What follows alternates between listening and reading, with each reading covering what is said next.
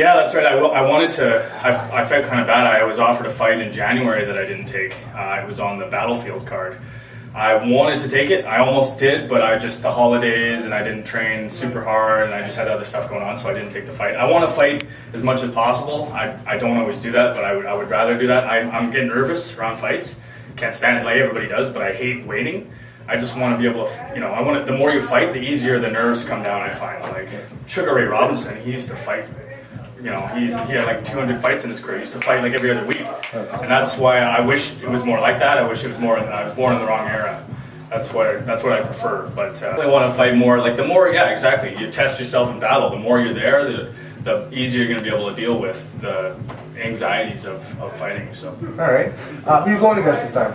Andrew Small from Revolution. Did you watch his last fight at your last fight? I did, yeah, he got the same submission of the night. Him and I hit it off actually in the back room. Like he's a good guy. He seems like a good shit. It's not going to stop me from drawing his blood, but he's a good guy. And yeah, we hit it off, and I congratulate him because he got the submission of the night. I had a triangle in the second round. He had a triangle in the first, so I was like, nice triangle, man. Yours is a little slicker than mine. But yeah, he seems like a good guy. I think he's probably the most dynamic guy that I'm probably faced. Like I faced Tricky, and he's tough as nails. But I'd say that he's more like of a wrestler, just kind of a straight ahead, like a train, right? You don't want to get in the way, right? Whereas Small, I got the impression he can strike a bit. He can strike a bit more. He's got a little bit more fluid jiu-jitsu, but it's not like Tricky kicked my ass on the ground anyway too, right? But it's I think he's a dynamic guy, but. I've got some plans. I've met so many meatheads. I've been doing this for like 10, 12 years, in and out of martial arts. I was into MMA way back in the day, and so I would try and soak up as much as I could. And in the lifestyle of martial arts, like in life in general, you meet a lot of idiots, unfortunately. But in martial arts, you definitely run into a lot of aggro meatheads, right? And that gives our sport a bad name. It gives the whole scene a bad name, right? There's so much history in the martial arts. There's just ancient civilized combat for centuries and centuries. There's just so much to learn and so much to share. Every culture has had some form. Every single culture has thousands of different forms of martial arts, right? Fighting is such a huge part of humanity. And there's just so much to learn, right? And that doesn't stop me from wanting to take my opponent's head off, right? Like I'm there to scrap. But I don't have a problem with making friends, man. I don't. It's lame not to. Life is short.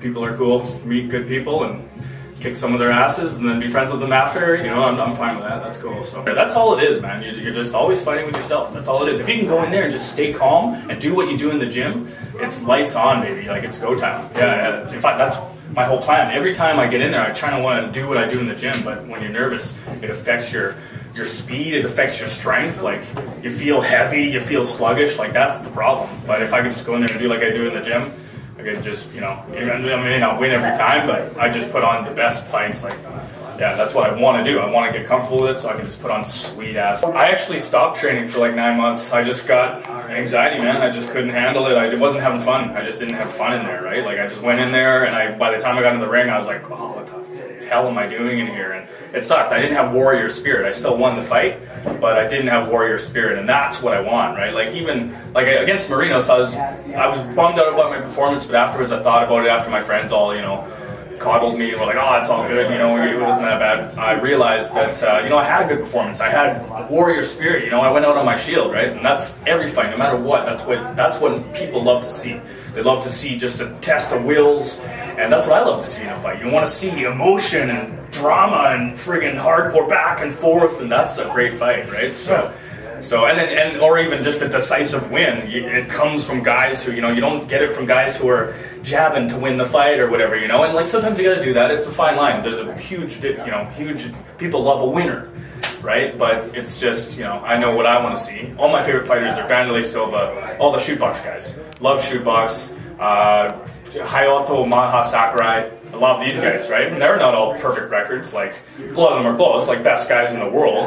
But you never find a perfect record. I hate this perfect record crap. The undefeated 40-0 boxer. Yeah, exactly. Whatever it is. Yeah, it's garbage. Like all the true history comes from the losses and the wins, the trading of victories. Muhammad Ali, Joe Frazier, Sugar Ray Robinson, Jake LaMotta.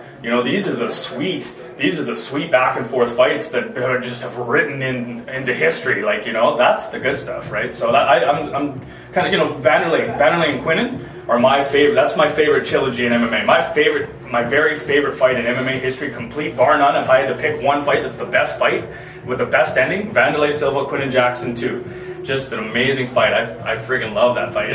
You know, it's not perfectly technical, but it's just the history between them. Bad name. I just don't like ignorance. I don't respect ignorance. So do you think it's out of ignorance that we're having such a hard time having a pro scene here? Absolutely. Ignorance on both sides. You know, like it's the regulatory bodies that are stopping a solid pro scene in Vancouver. They're costing themselves money. For one, if they're interested, who isn't interested in money? They're costing themselves money for one. I think Vancouver's got BC has the highest per capita MMA fan. Like BC is just packed full of MMA fans, and we don't have any pro fights.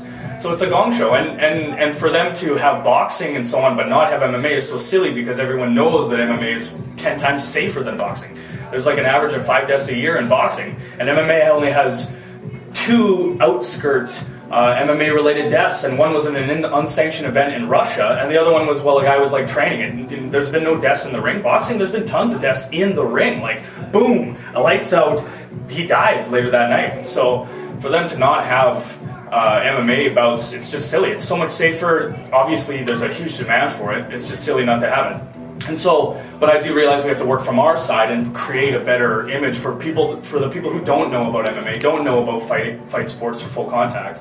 We need to create a better atmosphere for them so that they are willing to welcome in, mixed martial arts. So, do you feel like we have now that we're pushing our local guys and putting them out there, and then that's sweet. Yeah, it's sweet what you guys are doing. It's totally sweet because you guys are you guys do a good job of it too. You're professional. All you guys have been dealing with me just in the little bit that you guys made that highlight video for me. That was totally sweet. And you guys have been gentlemen the whole time, right? And that's cool. That's what I like to see is respect, and we're all here to have fun, right? That's what life's all about. And I totally dig what you guys are doing. How do you see the current situation changing at the end of the day? Is it going to be through educating them kind of whether they want to or not, or is it going to be through, I don't know, a vote, a protest, or we're going to have to hit the streets? Yeah, I don't know. Yeah, it would probably be sweet actually to have a big peaceful rally or whatever. Just we're a bunch of fighters, but we just are here to promote MMA. No fights here. We're here to keep the streets safe. That'd be probably a really good idea. Let's work together on that. That'd be sweet for sure. But I think I think they're just going to get inundated with just people wanting to watch mixed martial arts. It's so huge, they're just not going to be able to shy away. And once they do see, when they see the more eloquent fighters speaking, when they see the good guys out there, it's all these bad guys. UFC kind of promotes a crappy image a little bit, they're the biggest organization out there, but I don't like the image that they have. It's all, oh yeah, burn the pen, okay, right on. It's just not my bag, right? And it's for everybody, if anybody's into that, that's cool, whatever. I just don't like the tough guy garbage, we're all, martial arts is founded on respect, Martial arts comes from a time where you didn't go in to have a fight and be a tough guy and wear your little Ed Hardy or whatever. If you trained in the past, you were fighting for your life. Guys would have duels, like we're having MMA duels. Guys would have duels with swords and armor, and you'd be, if you and I get in a duel and you're better than me, you kill me and leave me there on a dirt path in Japan somewhere, bleeding to death, right? That's hardcore, right? And so that's why martial arts has so much respect embedded in it, because it comes from a time when it really, really mattered. Now we're doing it for fun, self-defense, it matters and so on, but it's, maybe that's part of the reason why there's a lot of, brash kind of BS in it. And don't get me wrong, I love, you can't be respectful all the time. I love Muhammad Ali. I love Muhammad Ali, and back in his day when he was Cassius Clay, he was the biggest shit talker of all time. but yeah, I just don't like, malice. I don't like ignorance and malice. That's why GSP, obviously, he's, not only is he super talented, but he's just a good dude. I'd let that guy babysit my kids if I had some, he's just a good dude. So, I like that. I like seeing that in people, right? It's just, I want good guys to win and bad guys to become good guys. You can fight anybody, any weight category, any sport, dead or alive. Who would you fight? Gandhi. Yeah. Yeah. Yeah, oh geez, man. That's a good question. Wanderlei Silva, the Ox Murderer. Yeah, well, man. why? I love that guy, man. He's awesome. I love him too, but I wouldn't put myself in the wrong side of the street when he's like oh, he's such a good dude, though. That's why. Like, he used to be he'd mad dog everybody and be all hardcore, but... I love it when he used to fight in Japan, walk up to Sandstorm. Oh, it's so... Oh, I don't get pumping. I'm thinking I might come out to something a little bit more upbeat this one, because I got to be ready to go. But, Wanderlei just... For a while there, he had the Mike Tyson image where professional fighters were scared to fight this guy. Guys who do this for a living are kind of like, I don't know if I want to take that guy on. The money's there, but that guy scares the shit out of me. Right? Like, that's cool. You got to respect that. And he was a kind of revolution in MMA a little bit, where every one of his fights was exciting. He kind of helped change it to the point where, like, promoters were like, oh yeah, well, we want a guy like that to come back. We want the good fights. We'll pay you. Please get out there and give it, right? He kind of instigated a lot of that. And I also love all his old fights in Pride, because it shows how important rule changes can be in MMA. I really don't like North American MMA rules. Like, obviously I'm glad to do the sport that I love, but I think North American MMA rules suck. They're boring, man. I think you should be allowed to elbow. I think elbows should be allowed to go all over. I think knees on the ground, soccer kicks. I can understand why stomps aren't allowed, but I love them. I think stomps are badass. But I can see why, I could see if a guy did a flying stomp right on someone's throat or something, it could kill him in the ring, right? And we don't want that.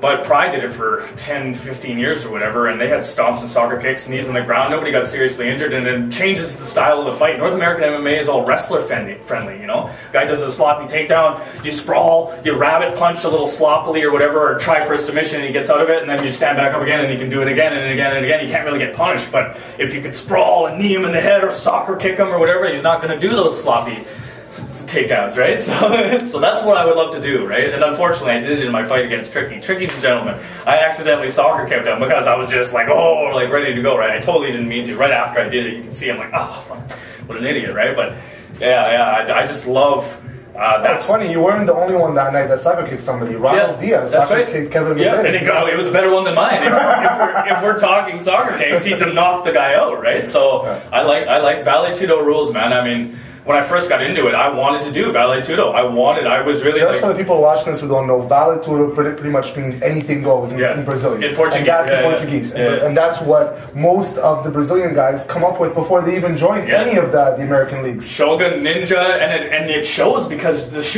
whole shootbox team, not only did Ujimar Federico and Rafael Cordeo, they're hardcore coaches, but the whole shootbox team just took care of business. Shogun's the light heavyweight champ right now. Anderson Silva's considered one of the greatest of all time. Shogun, I kind of consider him in there. He's there for a while. He just has been plagued by injuries. Wanderlei, he's number 2, probably best light heavyweight of all time of that genre or whatever, right? Or of that era. Ninja. I'm forgetting people here. I mean, I don't think Jose Aldo didn't. No, he's too new. He trained. He's from that breed though. Yeah, but I don't know. Yeah, the Pele. Pele's a friggin' legend. A lot of people don't even know about Pele. Pele's hardcore, man. Pele was, there's a whole different breed of guys, and they were all bred in that hardcore, passionate Brazilian Portuguese fight scene. Anything goes, headbutts, bare knuckle. That was the good stuff, man. That was the good stuff.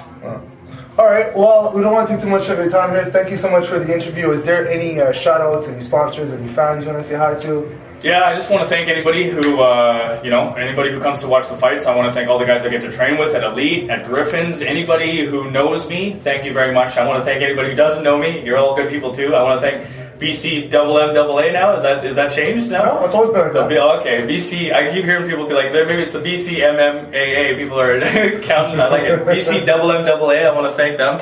And thanks to everybody for watching fights. And I hope I put on a good show for you at the next one. Cheers. Thank you. Thanks a lot, man. I appreciate it.